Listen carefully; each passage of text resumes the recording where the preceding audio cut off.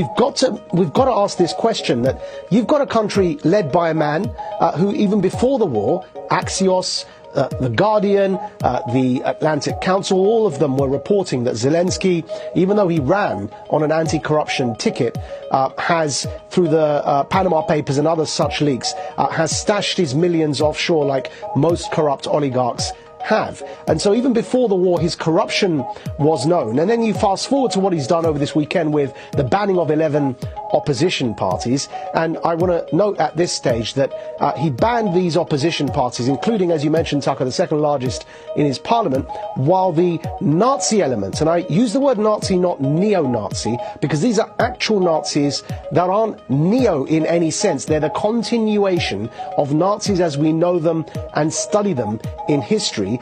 And Bandera, the man that they revere, was actually a Nazi, and they've made him into a national hero and icon. The Nazis in Ukraine have not been banned by Zelensky. And so this is a very interesting point, that you've got a man that we're hailing as a democratic icon who's fighting for freedom and democracy in our way of life, banning all opposition parties, controlling through the state the media narrative, while refusing not only to ban Nazis, but having, after not banning them, incorporated them into his state as a battalion, formally serves in the Ukrainian National Guard. Now, people say to that in response, yeah, but Majid, there are racists in every country.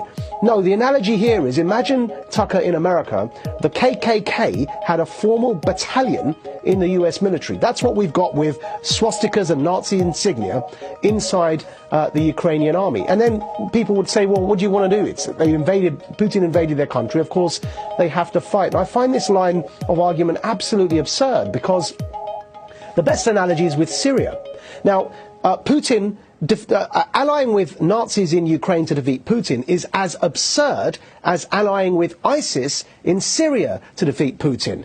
You've got an extremist, an armed, extreme terrorist militia known as ISIS. None of us ever had any moral difficulty in understanding